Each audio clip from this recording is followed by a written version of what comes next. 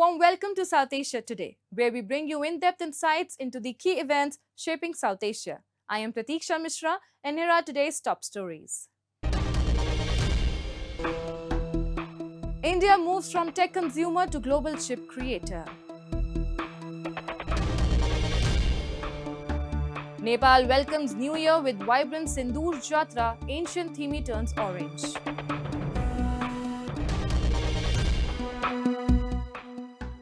The Amar Dam affectees protest over denied rights in POGP.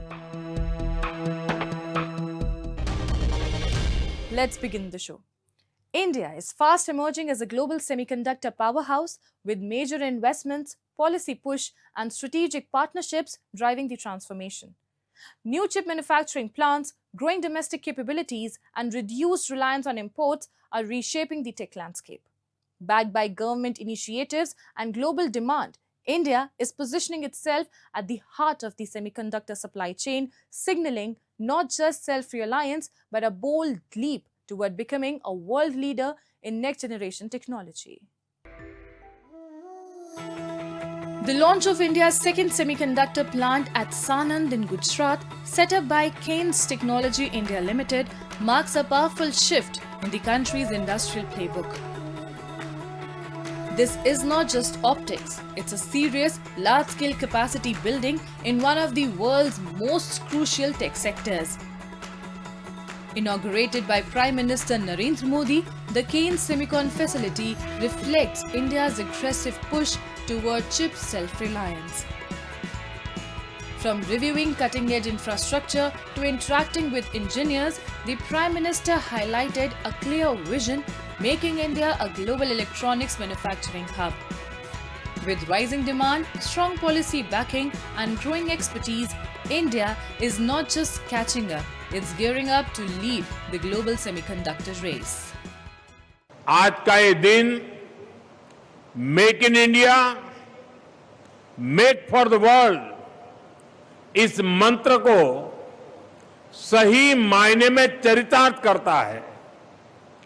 इस project में production शुरू होने से भारत ग्लोबल मार्केट में एक भरोसेमंद सेमीकंडक्टर सप्लाई के रूप में अपना रोल और सशक्त कर रहा है।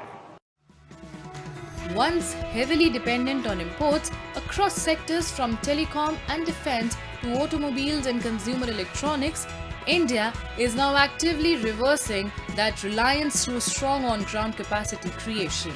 By scaling up semiconductor fabrication and assembly, the country is reducing its vulnerability to global supply shocks and geopolitical uncertainties. This shift is not just about self-reliance, but resilience. The chips produced will power domestic industries while also reaching international markets, positioning India as a key player in global supply chains. In a sense, India is moving from being a consumer of technology to becoming a creator and a trusted supplier on the world stage. Our plant is inaugurated by our Honorable Prime Minister. We have completed it in 15 months as discussed with him and promised. And from tomorrow onwards, our commercial production is on, and we will start exporting it to US. As India's domestic chip market accelerates, the country is steadily positioning itself as a global semiconductor hub. India's semiconductor market, valued at roughly 45 to 50 billion US dollars in 2024-25, is projected to double to 100 to 110 billion US dollars by 2030, transforming the nation into both a major manufacturing base and a reliable global supplier. Semiconductors today form the backbone of modern technology, powering everything from smartphones and telecommunications to automobiles, defense systems, and artificial intelligence. With a fresh allocation of 108 million USD for India Semiconductor Mission 2.0 in 2026-27, the country is taking a decisive leap, signaling to the world that India is not just participating in the tech revolution, but helping shape its future. We have to win on quality, we have to win on cost, then only we will be able to sustain and make that position in the entire world. As global demand surges, India's semiconductor push is no longer just ambition, it's execution at scale. With strong policy, talent and infrastructure, India is set to redefine global supply chains and emerge as a trusted leader in the digital future.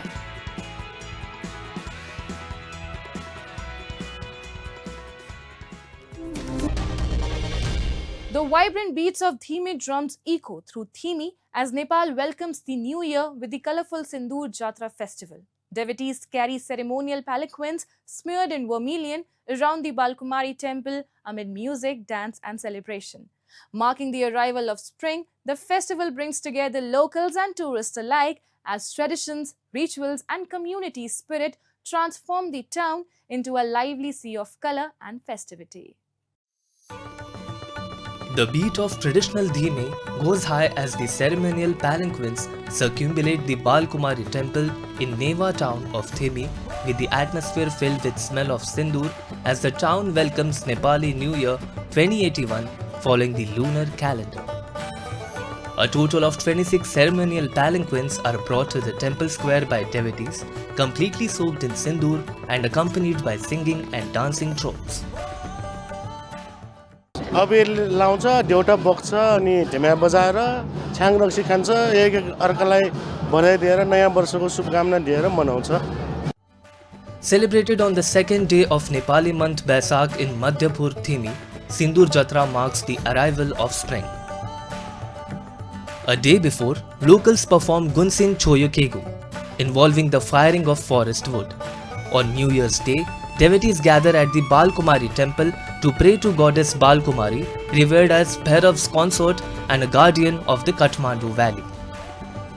In the evening, rituals like lighting oil lamps are observed, with some devotees holding them on the bodies for hours. The next day, 26 ceremonial palanquins, once 32 in the past, are carried through the temple areas. Accompanied by Dhime Baja music and sacred orange vermilion, the vibrant festivities draw both locals and tourists in Bhaktapur. Yesterday I was in Bhaktapur and today I arrived here at 7 a.m. It's very energetic, very beautiful, very colorful. The people are very, very nice. The atmosphere is electric, so I really like it. More people, more chaotic, but more fun, more free. My country is more with your family, and here I have the impression you celebrate with the whole city. It's very nice, like a big community. As an age-old tradition, revelers smear the bhuli, in Newari meaning orange in color and Sinha meaning Sindoor on each other's face. It is also celebrated as part of the Biska Jatra, and it has been celebrated for ages using Sindoor as the main component, which gave this festivity the name Sindoor Jatra. The vermilion powder, which is smeared on each other and thrown in the air, is a symbol of prosperity. The music and vermilion powder fill the area with vibrancy and joy as devotees make merry while revolving their community chariots. Now we take a look at some happenings in Asia in our segment called Asia Watch. Indian Prime Minister Narendra Modi inaugurated an expressway linking New Delhi to the northern hill city of Dehradun. Made at the cost of over 120 billion rupees, $12.88 USD, the project is expected to bring the travel time between the two cities from more than 6 hours to around 2.5 hours, said a government statement. The expressway features an approximately 12-kilometer-long elevated wildlife corridor, one of the longest in Asia, designed to minimize human-wildlife conflict and ensure safe movement for animals across the region, said media reports. Japan and Poland agreed to upgrade diplomatic ties to a comprehensive and strategic partnership, said Japanese Prime Minister Sanai Takaichi following a meeting with her Polish counterpart Donald Tusk. Speaking at a joint statement held by two leaders, Takaichi reaffirmed Japan's strong support for Ukraine, in cooperation with Polish companies in the fields of energy, logistics and housing sector. Tusk said a stable and reliable partnership with Japan is absolutely invaluable, and emphasized that the two countries should contribute further to both the regional and global stability. He said that the two countries will expand cooperation across a wide range of fields, from space to beef, from nuclear energy to high-speed rail, from cybersecurity to artificial intelligence.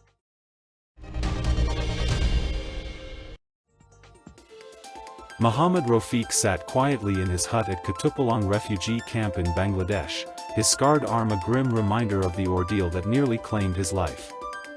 The Rohingya survivor was one of only a handful rescued after a trafficker-operated vessel, crammed with what he said was almost 280 people, capsized in the Andaman Sea earlier this month, leaving around 250 missing and feared dead.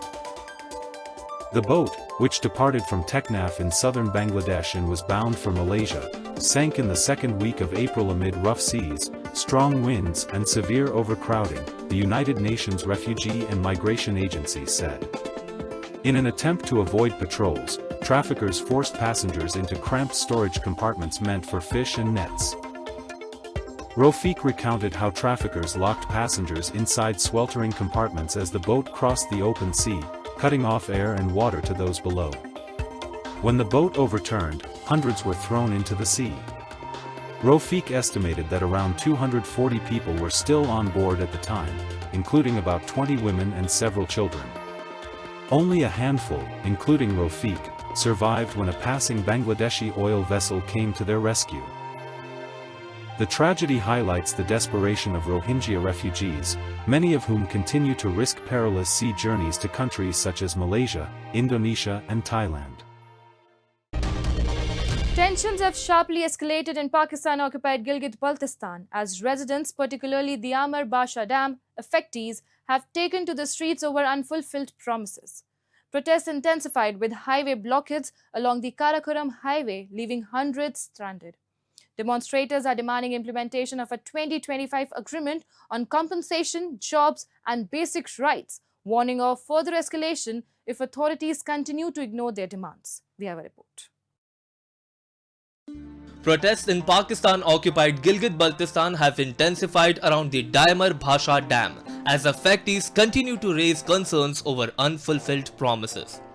Despite a 2025 agreement assuring compensation, rehabilitation, employment and basic facilities, not a single clause has been implemented so far.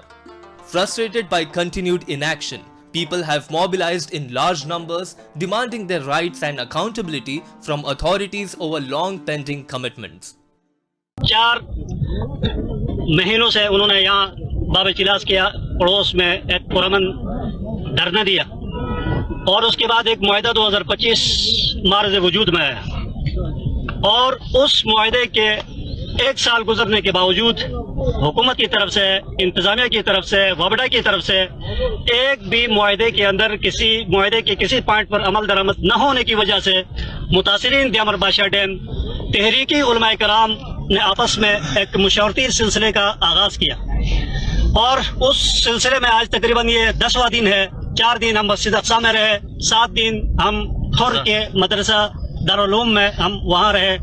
उसके बाद executive committee की तरफ से मौलाना जो हजरतुल्लाह साहब हैं, जो तहरीक के कायद हैं, उनकी तरफ से आज ये ऐलान था मुतासिरीन के लिए कि वो थुरदास की तरफ आ जाएं।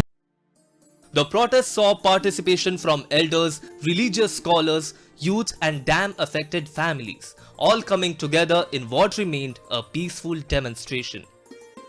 The group was unarmed and marching calmly, but their movement was halted by POGB scouts and the administration blocked their route. This action, seen as attempt to suppress their voices, has further angered protesters, pushing them towards stronger resistance in their fight for rights. हमारा एक काफिला मुतासिरीन के यहाँ आया, जिसके मकाम पर मुतासिरीन का जो काफिला था उलमाए कराम पर मुश्तमिल था, अमायदीन पर मुश्तमिल था, मुतासिरीन नौजवानों पर मुश्तमिल ये काफिला पुरअमन काफिला था। उनके पास कोई गन या कलाशिन या इस तरह की कोई चीजें उनके पास नहीं थी। वो निहत्ते थे, मुकम्मल तौर पर पुरअमन तरीके से यहाँ पर आए और यहाँ पर आने के बाद जीबी स्कोट की तरफ से और जिले इंतजामिया की तरफ से यहाँ के केस के अंदर रोड को ब्लॉक कर दिया गया। मैं समझता हूँ कि जीबी की तारीख में यह पहला मौका है कि हुकूमत खुद रोड ब्लॉक कर रही है। हुकूमत और जीबी सिक्योरिटी वाले रोड ब्लॉक कर रहे हैं ताकि लोग मुश्किल हो जाएं, लोग गुस्से में हो जाएं और किसी नाखुशगवार वाक़े की तरफ जाएं। The ongoing protests reflect the wider hardships faced by people in Pakistan-occupied Gilgit-Baltistan, where basic services, infrastructure and economic opportunities remain severely limited. From lack of electricity and water to poor connectivity and delayed compensation, daily life continues to be a struggle. This crisis highlights deep governance gaps, forcing residents to repeatedly take to the streets just to secure their fundamental rights.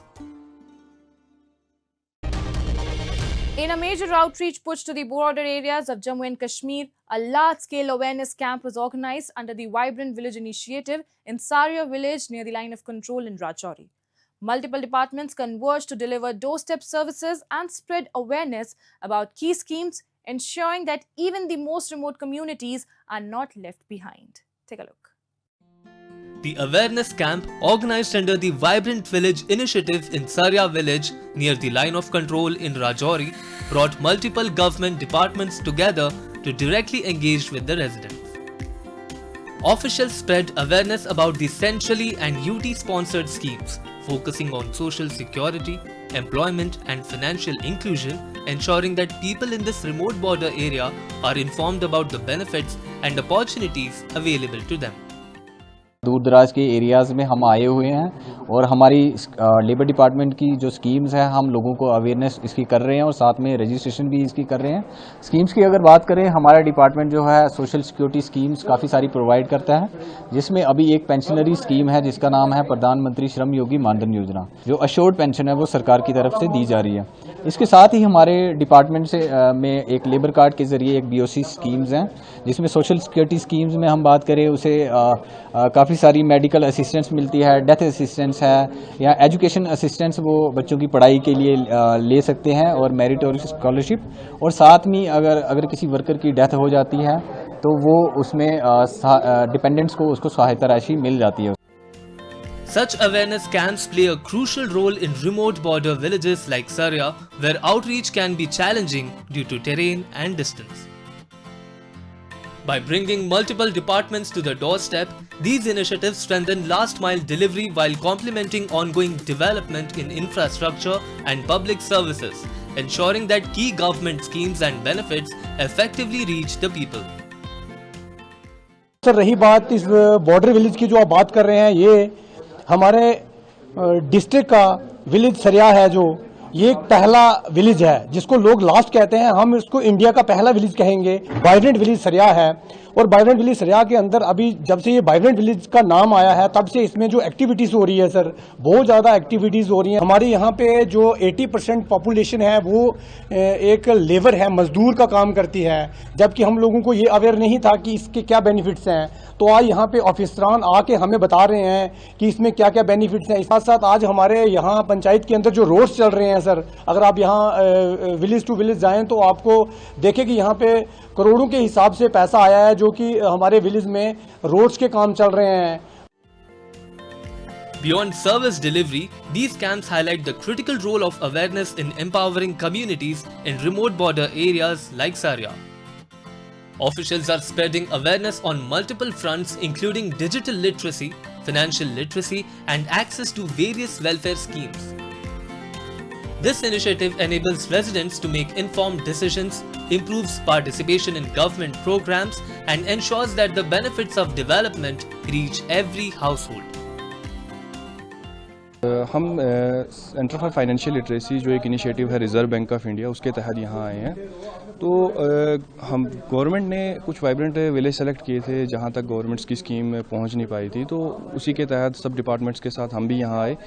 हमारा काम रहता है कि हम लोगों को financially literate करें और फाइनेंशियली इंक्लूड करें। Special camps election revision roll के भी हैं और उसके साथ साथ हमारे लेबर कार्ड का भी कैंप सरिया विलेज में लगा है। सरिया हमारा एक वाइब्रेंट विलेज है, तो उसके तहत यहाँ पे जितनी भी स्कीम्स हैं उसके कैंप्स लग रहे हैं। आज इधर लेबर कैंप था जिसमें हमने लोगों को लेबर सर्टिफिकेट्स के लिए रजिस्ट्रेशंस भी करवाई और एम्प्लॉयमेंट जो नरेगा के हमारे लेबर्स हैं जिनके जॉब कार्ड्स में 90 डेज़ हैं, तो 90 डेज़ वालों को हमने सर्टिफिकेट्स इशू किए और लेबर डिपार्टमेंट ने उसको आगे रजिस्ट्रेशन किए हैं।